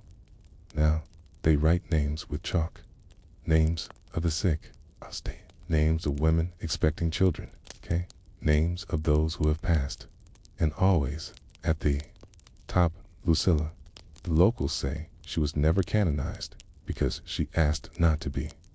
They say she told the village in a dream that sainthood was too heavy for someone, but only ever asked to be remembered. This is how we close the story. Not with a revelation, not with a final answer, but with a scene. A child, no older than 7, holds a piece of chalk in her hand. Her grandmother bends beside her and whispers, write it carefully. She writes, Lucilla, and beneath it, Nonna. And beneath that, me, and on the wall of the church, no one visits. In a village, no one maps. a forgotten saint has her name spoken again. Not because she was declared holy, but because someone remembered her, because someone still believes, because memory is its own kind of canonization. And so, the index of forbidden saints remains incomplete, myth, because the church lacks records, but because memory, too, is sacred, and memory does not always obey the rules of print. In the year 1582, the night sky over Rome had changed. You may not have noticed it then, not if you were a farmer, or a monk, or even a merchant who looked up only to check the weather. But if you were an astronomer, or a mathematician, or a clerk in charge of the calendar used to schedule feast days, you would have noticed something unsettling. Easter was drifting by more than 10 days. It wasn't a secret. The drift had been noticed centuries earlier. But now, in the age of paper and printing, of mechanical clocks and navigational charts and church councils that required precise planning, a slipping calendar was no longer tolerable. Time itself had become political, and it was Pope Gregory XIII who decided to fix it. This story is not about Gregory, nor is it about Easter, or the Council of Trent, or even the astronomers who, with the help of Jesuit scholars, designed what would become the Gregorian calendar. No, this story is about what happened after. What happened once the church officially invited astronomers into its sacred halls, and what it did when they asked too many questions. This is the story of the Vatican Astronomical Office, and the man known only in footnotes as Fra Paolo di Brinza, Dominican friar, who, by all accounts, simply disappeared. But his papers did not. They were found centuries later in a locked cupboard in the Tor dei Venti, the Tower of the Winds, inside Vatican City. And those papers contained not secrets of astronomy but lists of books, lists of stars, and a question written over and over in the margins in the same spidery script. How many heavens are permitted? You may not know it, but the Vatican has a long and surprisingly patient relationship with the stars. As early as the 13th century, clerics were using astrolabes to calculate prayer hours. In monastic scriptoria, monks charted the equinoxes to mark the beginning of spring, to know when to sow grain, or, more critically, when to fast. By the 14th century, Catholic universities taught rudimentary astronomy, heavily based on Ptolemaic systems. The church wasn't opposed to studying the sky. What it opposed quietly and with great care was uncertainty. And then, in 1543, Nicolaus Copernicus published De Revolutionibus Orbium Coelestium, the book that quietly suggested the Earth was not the center of the universe. The book was not banned, not immediately, not even for decades, but it was read carefully, especially by the Dominicans, and among them was a young friar named Paolo de Brinza. Paolo was not famous. He was not Galileo, nor Kepler, nor even Tycho Brahe with his metal nose and eccentric island observatory.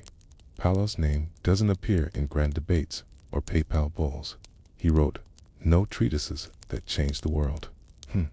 But what he did, do quietly, methodically, and without any apparent desire for recognition, was observed. He observed the stars above Rome. He tracked their motion. He copied ancient star maps from Arabic sources. He translated Greek commentaries. Most importantly, he kept records.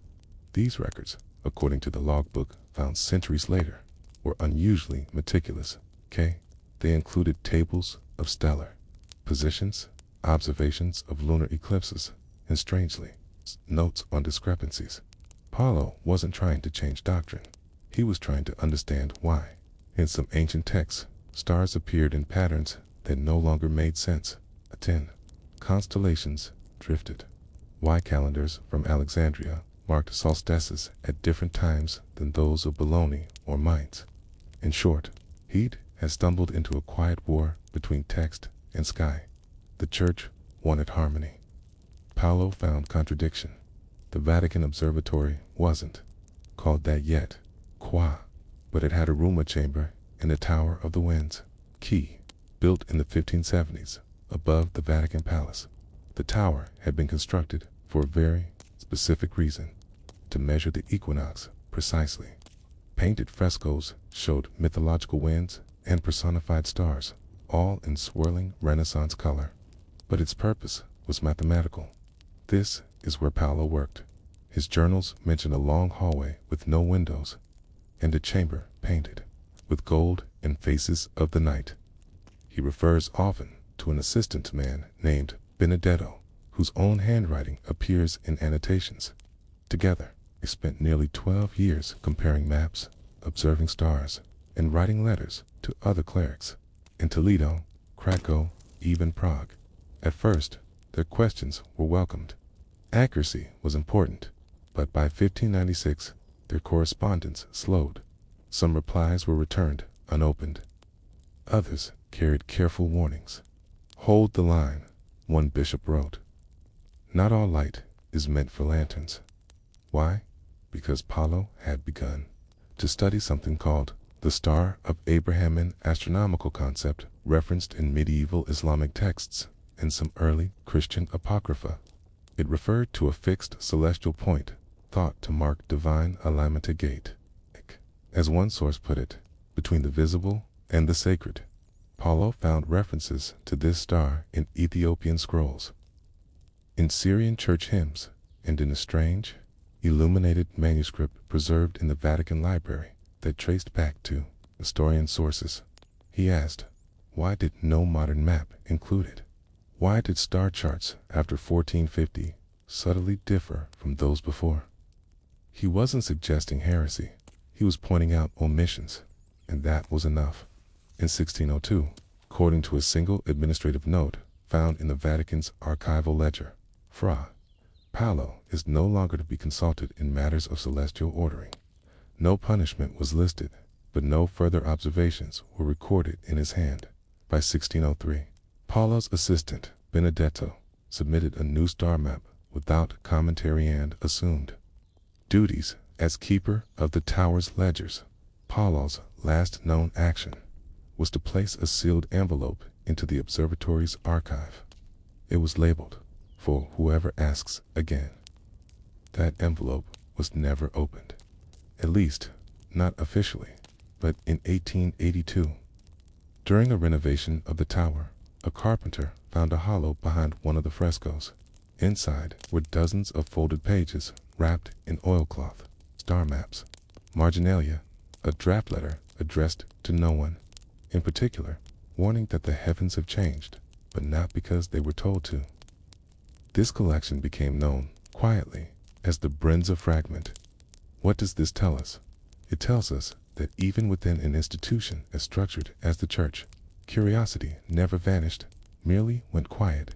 It tells us that the boundaries between permitted knowledge and uncertain observation were not fixed, but negotiated, and it tells us that sometimes the things behind the Vatican's doors are not hidden for their danger, but for their refusal to provide simple answers. Paolo never recanted. He never rebelled. He simply asked, if we believe God made the heavens, why are we so afraid of their movement? No one answered, and that silence echoes still. The Tower of the Winds stands still, its four faces wrapped in sculpted stone, bearing faded traces of Renaissance elegance. But within, just above the frescoes of Zephyrus and Notice and the imagined currents of ancient air, there was once a different chamber, not large, not vaulted, not even particularly decorated. It had one purpose, to house precision. This was the chamber Paolo di Brenza knew best, not the chapel, not the courtyard, not even the ornate rooms of papal judgment, but a silent, narrow observatory known to only a few, fitted with measuring devices, its fine brass plates and long parchment rolls carefully mounted along the wall, like ribs in a belly of time. You would not find it on any modern tour of the Vatican. But once, this room was central to the rhythm of the church itself. It was known internally as the Chamber of Alignments, and it was here that Paolo's questions quietly became problems. Let's slow down to understand the tension Paolo encountered. You must first understand the calendar he helped enforce in 1582. Pope Gregory XIII introduced the Gregorian calendar, a refinement of the older Julian system that aligned better with the Earth's actual journey around the Sun. The change required dropping 10 days from the calendar Thursday. October 4th was followed directly by Friday, October 15th, too many. It was strange, but necessary to the Church. It was vital. The date of Easter had drifted too far from the spring equinox, which held deep theological symbolism, and in a time when the unity of the Catholic world was under pressure from Protestant reformers. A harmonized sense of time when to fast, when to pray, when to celebrate was more than clerical neatness. It was authority made visible. Astronomers were invited to the Vatican. Jesuit mathematicians consulted with canon lawyers. Observatories were upgraded.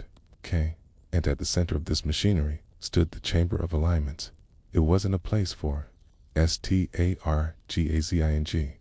It was a place for confirming equinoxes, confirming feast dates, confirming that the Church's new calendar, grounded in science and scripture, was as eternal as it claimed. Paolo, for many years, was its quiet keeper. He did not dress like a scientist. He wore the black and white habit of the Dominican order. He prayed before he measured. He attended matins before reviewing tables of declination, and for the most part, he kept quiet. But in the early 1590s, his records began to change. Instead of short notes, they become longer, filled with annotations. He copies passages from ancient sources, notably Arabic star catalogs passed through Toledo, translated centuries earlier by Jewish and Muslim scholars. He cites al-Battani, al-Zarqali, and obscure names from Syriac commentaries.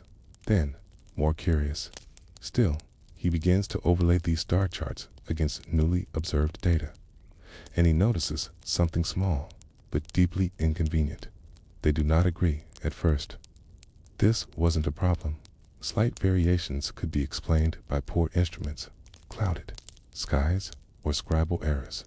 But as Paolo continued, the discrepancies became systematic. Certain stars, particularly those forming the zodiac, constellations appeared, slightly shifted compared to their older descriptions.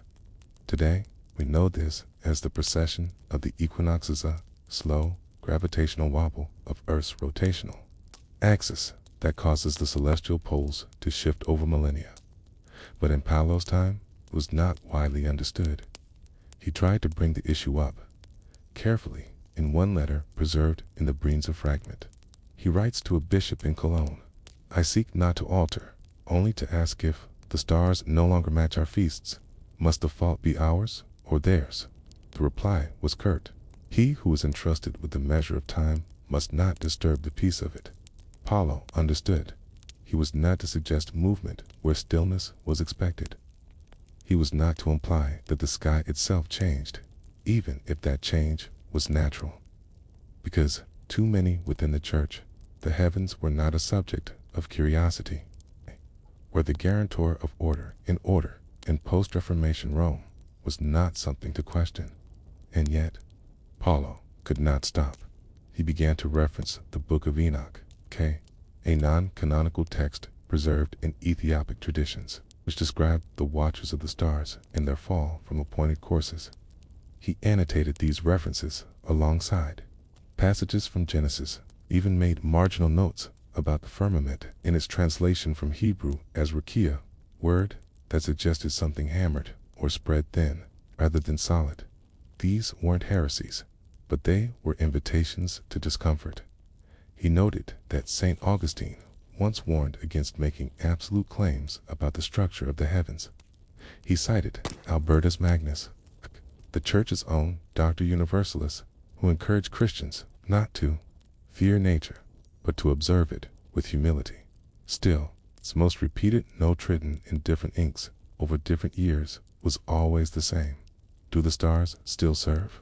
One winter morning in 1599, a Jesuit astronomer named Father Christophe Clavius, one of the chief architects of the Gregorian reform, visited the Tower of the Winds.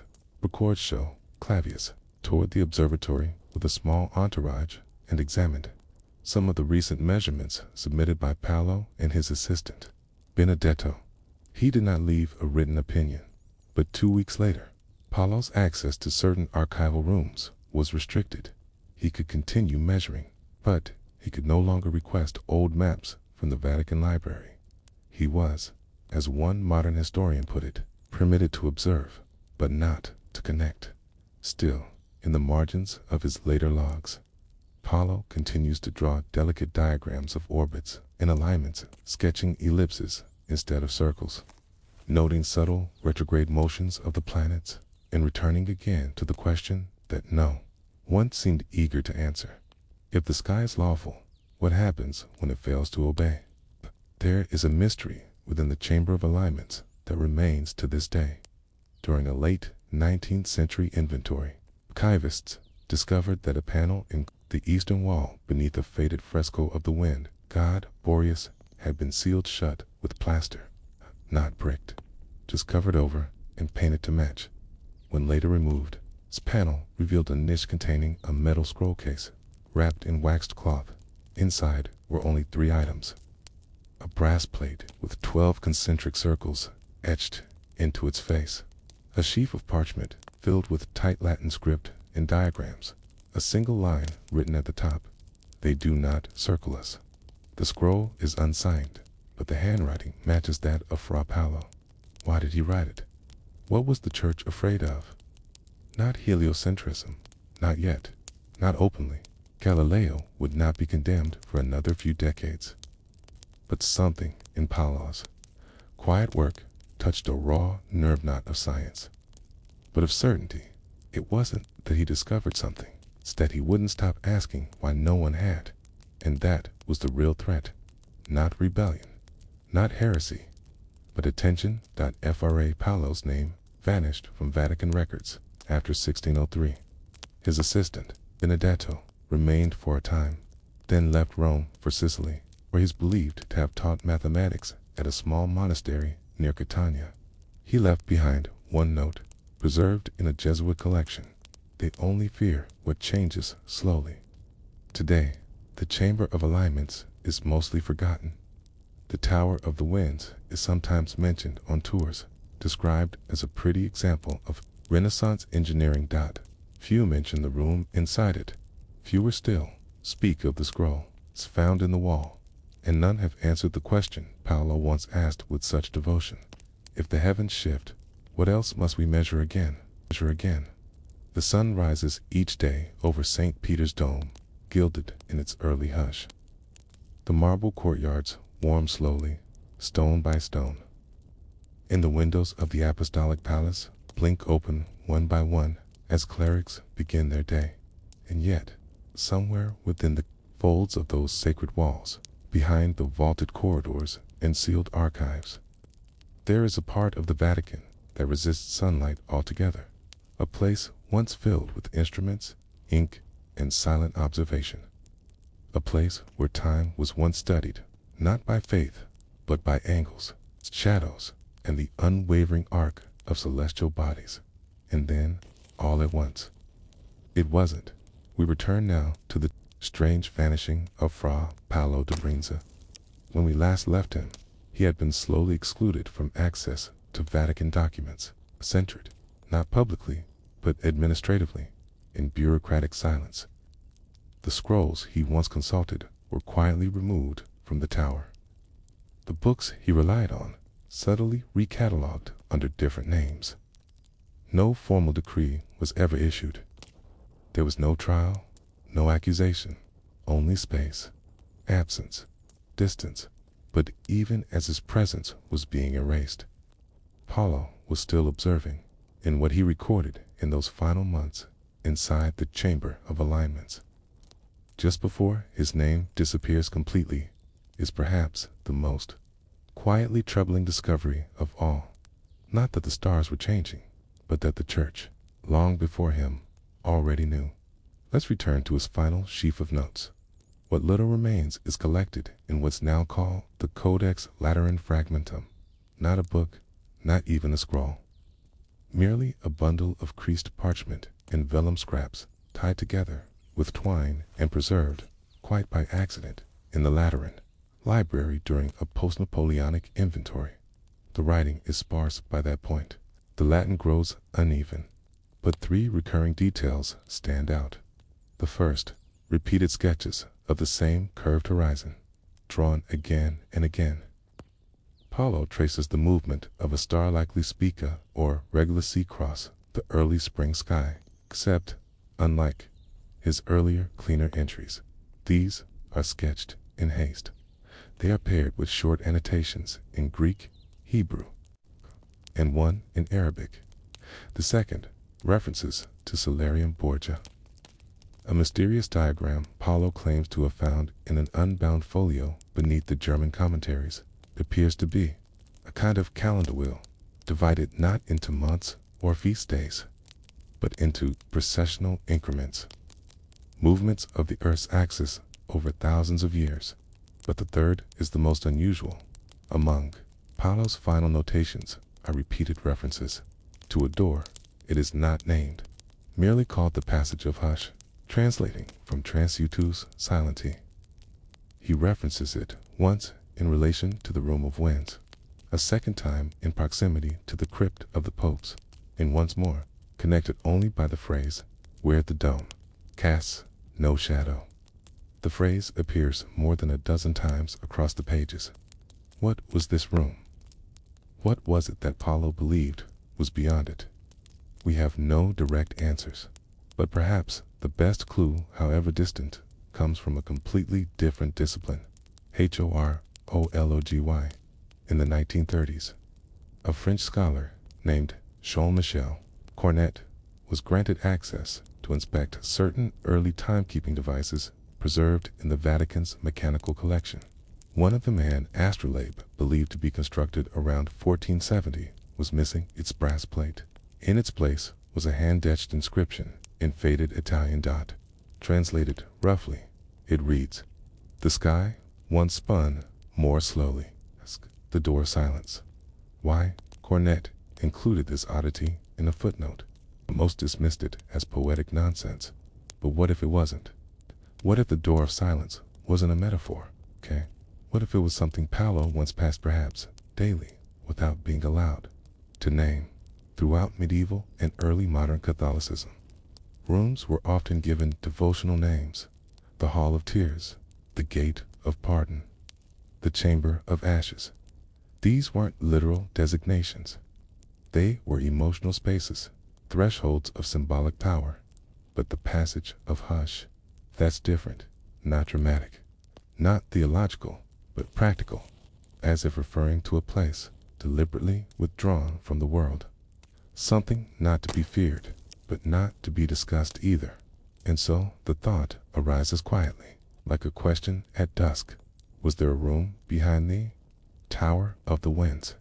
Not the Chamber of Alignments, but something smaller, tucked behind a sealed wall, hidden, not because it contained power, but because it contained ambiguity. That, for all the measurements and celestial certainties, there was one place the stars did not align, and that perhaps, that was the point.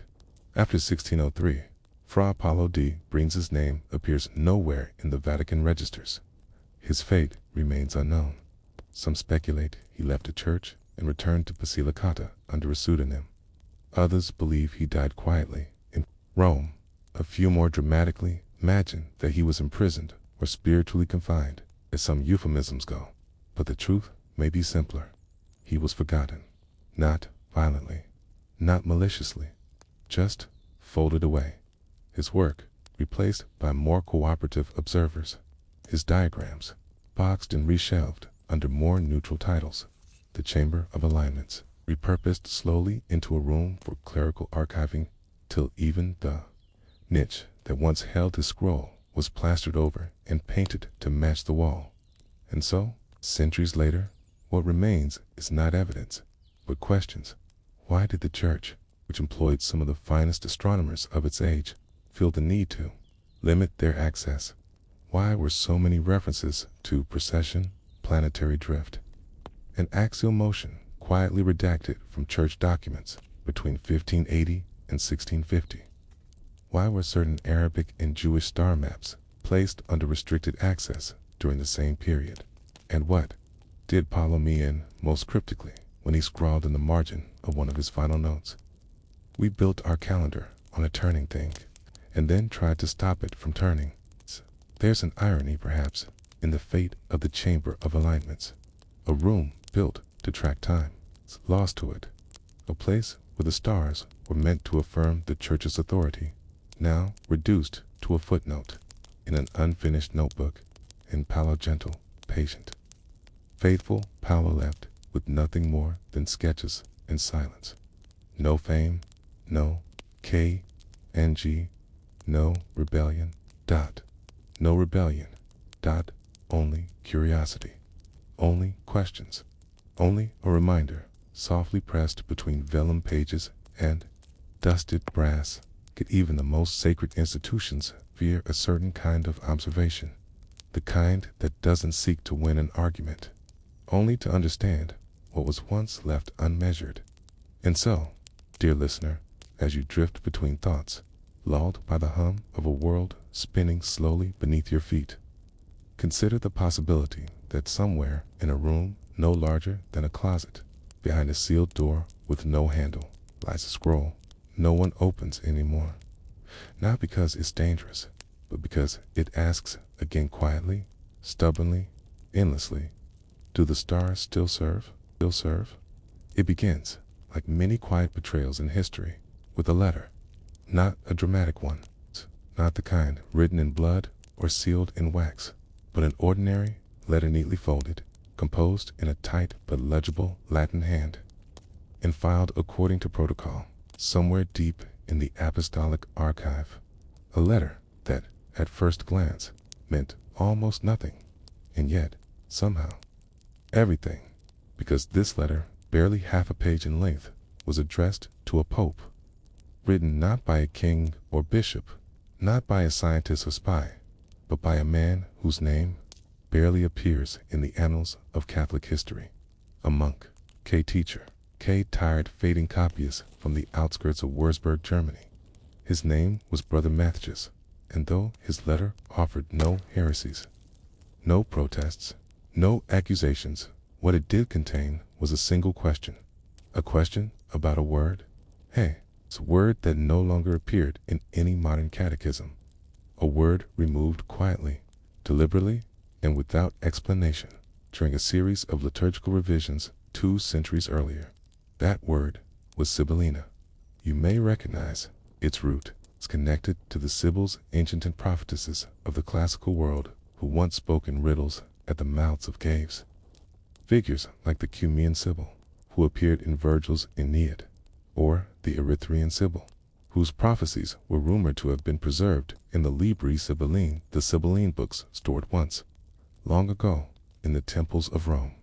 These weren't Christian documents, not at first. They were pagan, apocalyptic, and cryptic. But in the early centuries of the Church, these writings fascinated early theologians. Some believed they held glimmers of truth prefigurations of Christ, buried in pagan tongue. For a while, they were referenced in homilies, mentioned in debates, even copied quietly into Christian manuscripts, with annotations pointing to possible divine echoes. But by the 16th century, they were gone. No more mentions, no more footnotes, erased from seminarian syllabi, removed from the edges of the breviary. Their surviving pages were sealed into private vaults or filed away under irrelevant titles. This wasn't censorship in the modern sense. It was quiet curating, reorganization of theological memory. But Brother Matthews, in 1893, had noticed. He had stumbled across a fragment, probably in the margins of a missal he had been tasked with restoring, and it struck him as strange. Why had this word once been included alongside the names of saints and patriarchs, only to vanish? His letter, as far as we know, asked only for clarification, and yet it never received a reply. to understand why the Vatican may have been so reluctant to answer a letter like Mathjes's, we must first understand what the Sibylline tradition meant to the early church in the 4th and 5th centuries.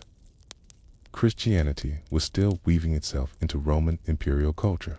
It had not yet become the unquestioned authority of Europe. A T had to make space. It had to interpret the world. It inherited pagan temples, philosophical schools, ancient oracles, Sand framed them within a Christian worldview. So, for a time, Sibylline prophecies were convenient. It gave weight to the idea that even before Christ, the truth of the gospel had been partially revealed only in fragments. The idea that even the pagans were preparing for the Messiah, whether they knew it or not. And so, in sermons and theological arguments, the Sibyls became strange, ghostly allies known Christian voices whose cryptic warnings seemed to point toward divine truths. They appeared in Christian art, standing beside Old Testament prophets, scrolls in hand. Michelangelo painted 5 of them on the ceiling of the Sistine Chapel. But as centuries passed, the relationship changed. During the Counter-Reformation and the formalization of doctrine, ambiguity became a liability. The Church needed clarity, needed orthodoxy, and references to prophetic women from pagan temples did not suit this new vision of Catholic authority. The Sibyls, once absorbed, now inconvenient, were pushed aside. Their books were locked away, their words unspoken, their very names reduced. 2 footnotes, but the Vatican never discarded the texts entirely. Instead, they were stored, preserved, catalogued in vaults and archival boxes labeled, not Sibylline, but pre-Christian poetic fragments. It was as if the Church, unable to completely let go of them, chose instead to hide them behind new categories. The Vatican's own library index refers to some as Literatura Oraculum Antiquissima, very ancient oracle literature, with no mention of Sibyls at all. And this, perhaps, is what Mathjes had stumbled upon. A phrase, a name, an annotation from a time when the Church still wrestled openly with the idea that truth might echo beyond its borders. What happened to Mathjes? There is no evidence that he was censured or excommunicated.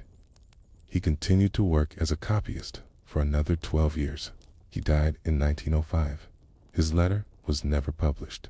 It was found only later among a pile of unfiled responses in the Vatican's German language correspondence, divisionets, cages, unstamped and unread. But the question remains, what would have happened if the Church had acknowledged it, not just the letter, but the deeper truth beneath it, that some of the earliest articulations of Christian theology had been shaped by texts and traditions long since discarded, that the boundaries between faiths, ideas, and philosophies had once been porous, messy, and alive, that the room behind the Vatican's secret doors wasn't hiding something sinister, but something complicated, something that no longer fit neatly into doctrines. And so we return to the room no one can enter, a metaphor, perhaps, or a real chamber tucked between archivist corridors, sealed behind a reinforced steel panel, beneath 6 levels of restricted access, not because it contains evil, not because it contains blasphemy, but because it contains questions the Church no longer wants to ask, like, what happens when the truth you've preserved for centuries turns out to be built partly on the words of strangers? What happens when the ancient voices you once welcomed grow inconvenient? What happens when someone like Brother Mathjes, a quiet man with no political intents, simply wonders aloud, why did we stop saying this word? And no one answers. In the end, it may not matter that the letter changed nothing. It may not matter that no council was convened, no document revised, no library opened. What matters, perhaps, is that the letter existed at all, that somewhere beneath the layers of theological certainty, someone remembered to ask. If you've ever walked through a truly old archive, one not built for public tours or donors, you'll know the air changes the farther you go in. It becomes thicker, quieter, and strangely stale. You begin to hear less. You speak more softly.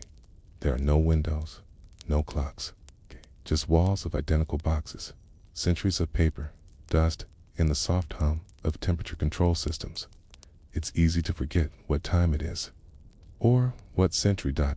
Deep within the Vatican's Apostolic Archive, once called the Secret Archive, before the word secretum was officially rebranded in 2019, there are hallways like this, long, narrow, unmarked, not hidden, exactly, just forgotten. They're not part of the private tour occasionally offered to visiting scholars or dignitaries, and they're not listed in the general catalog of holdings, the impressive public summary that mentions the papal bulls, the correspondence with monarchs, the inquisitorial transcripts. Instead, these particular corridors begin where the main stacks end. They require no password, only a key, a long brass key, worn smooth by use, issued only to a handful of archivists who've worked there for decades, those trusted not because they are powerful, but because they are so careful as to be nearly invisible. Inside these forgotten shelves are boxes not labeled with red wax seals or papal crests, but with odd, anachronistic markers, speculum for unclassed Latin 9, Tridentan debates, unindexed. One such corridor contains a peculiar collection, known informally in writing as the Sibyllina shelf. It isn't technically called that. No modern record includes the name, but among the archivists, the few who've been there long enough to have no interest in making noise, there's an understanding, a whispered habit of referring to that one particular run of iron shelving. Nestled between pre-Nicene correspondence and early medieval liturgical debates, as the shelf where the Sibyls were buried, it contains manuscripts that don't belong anywhere, mostly fragments. Some are early Christian commentaries on pagan texts. Some are even older copies of translations of Greek oracular poetry with scrawled marginalia from 3rd or 4th century bishops. A few are Renaissance-era rebuttals, long, tedious pages of theological denouncements where monks tried to prove that no true Christian would ever find its value in the ravings of a prophetess from Erythrae. But tucked between these critiques are other texts, stranger ones, handwritten books with no author, pages bound backward, diagrams showing the arrangement of stars above Constantinople at the time of a specific council.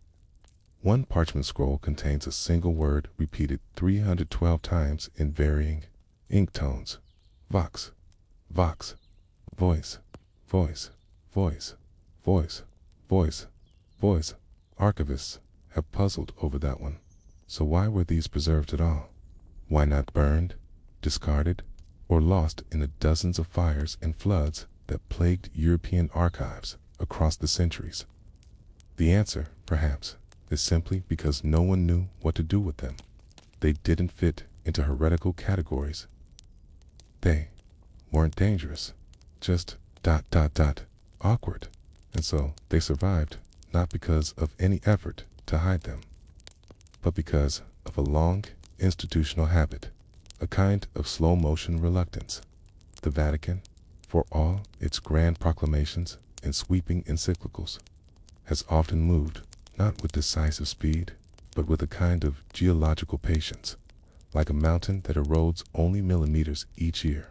The Church sometimes protects ambiguity simply by neglecting to resolve it, and so the Sibyllina shelf remained inaccessible to the public, unknown to most, preserved by inaction. You might wonder what, exactly, is inside those manuscripts that makes them worth shielding. Not scandal, not secrets, just questions. Questions that suggest early Christian thinkers did not see themselves as inventing a new truth, but as interpreting an old one, that they saw value in spiritual insights and voices outside Scripture, that a Christian poet in the year 370 might have quoted a pagan oracle in the same breath as Isaiah. This isn't something most textbooks mention. It isn't heresy, but it is inconvenient. It makes the boundary lines blur, and over the centuries, The Church has quietly erased these blurry places where Christian doctrine and pre-Christian mysticism briefly overlapped, nodded, and shared space. And so the questions were filed away, not because they were false, but because they were hard to answer in just one paragraph. One document on the Sibyllina shelf has drawn quiet attention for decades, not for its content, which is mostly a messy Latin-Greek gloss of oracular verses, but for a small, handwritten note attached to its binding. Curriculum non in verbis, said in memoriam. The danger is not in the words, but in remembering. No signature, no date, no indication of who wrote it, but the phrase lingers.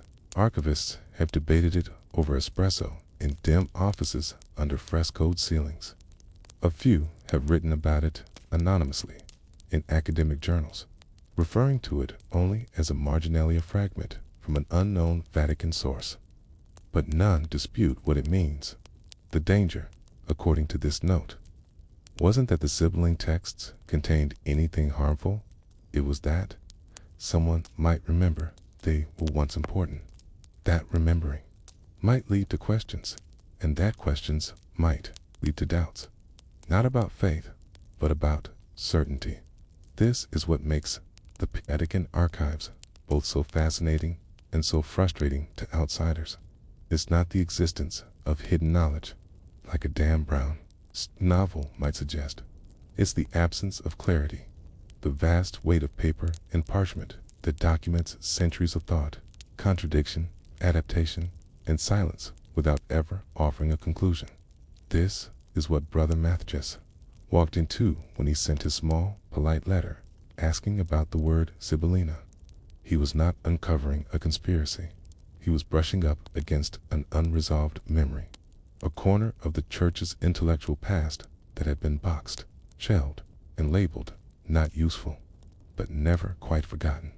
And in doing so, he did something few scholars ever manage. He reminded the archive of what it had buried. That letter now sits, filed quietly in the same shelf.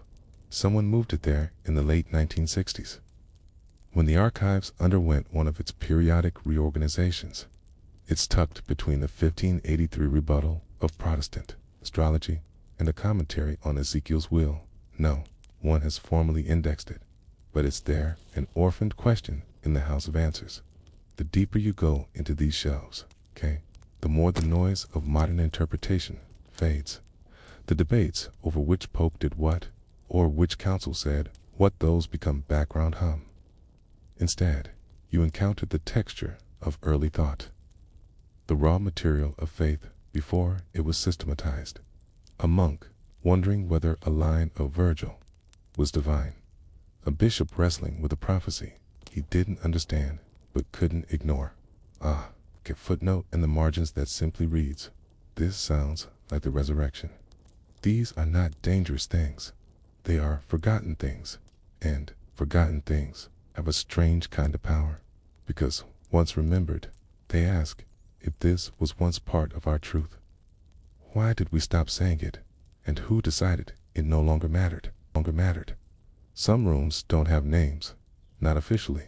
They aren't listed on the floor plans, and if you ask for them by name, even politely, no one will answer you.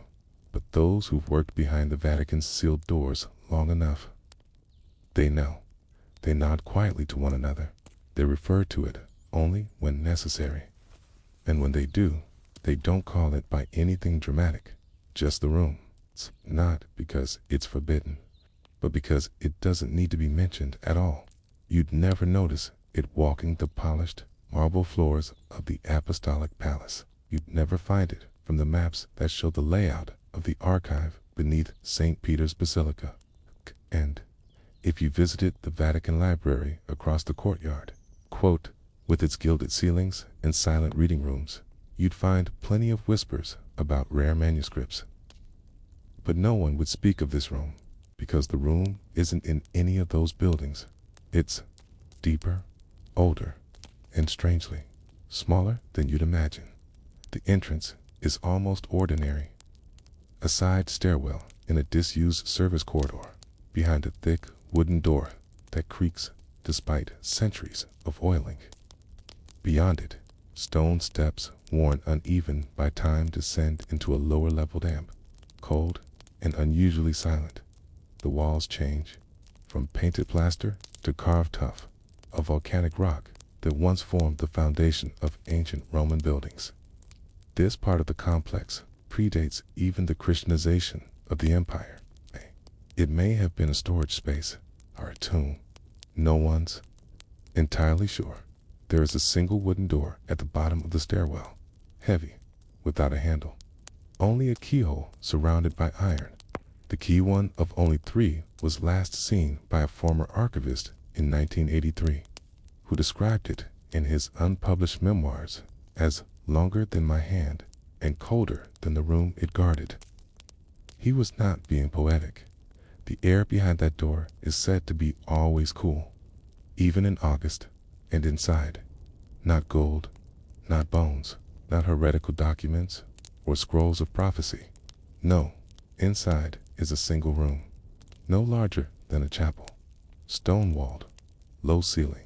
There are shelves, yes, old wooden ones, sagging slightly with the weight of time, and on those shelves are bundles of documents, but none are written on parchment or vellum. They're mostly on paper, much of it yellowed, some curling at the edges. Ink faded in places, but legible, written in dozens of hands, in Latin, in French, in Italian, in German, in Church, Slavonic, in Arabic, some of it typed, some of it copied, in the dates. They start in the 1600s and end in 1999. This room is not ancient. It is timeless in a different sense. It holds not the documents that were celebrated or censored, but the ones that were not answered. Letters, thousands of them, some in envelopes, some bundled in twine, pinned with rusty clips or sewn shut with old ribbon. Most are addressed to the Holy See, to the Pope, to the Sacred Congregation, to the Librarian of the Vatican, to whom it may concern in Rome, and most of them ask questions, honest, complex, sometimes desperate questions. A monk from Bavaria is asking if a line of Aristotle still has theological value. A schoolteacher from Krakow wanting to know why one version of the Book of Judith ends differently. A woman from Marseille asking if a buried chapel in her village might have been used by early Christians. A student from Nairobi writing to the Pope in 1967 with a pencil on lined paper, asking if the saints ever read Greek myths, and no one ever responded, not because they were unworthy, but because they were inconvenient, not heretical, not dangerous, just unanswered. Archivists who've entered the room, and there are few describe the same feeling, a quiet, not just in the air, but in the mind. The letters don't shout. They don't accuse, queeze. They don't scream rebellion. They whisper about the margins of history, the ideas that were once entertained but not endorsed, the traditions that were tried, then set aside, the facts that were noticed, then left unspoken. One archivist called it a room made of footnotes. Another called it the place where time gets tired. No one is forbidden from reading the letters, but few have time. Cataloging them would take years, cross-referencing their themes longer still. And so the room has remained much the same since the 1980s. It is not locked, but it is not visited. Not regularly, just often enough to ensure it still exists. You might wonder why these letters were kept at all. Why not dispose of them? Why preserve the questions that were never answered? Perhaps because even silence has value. Even uncertainty, when preserved, becomes a kind of testimony, a record of what wasn't said, of what the institution chose to leave unresolved.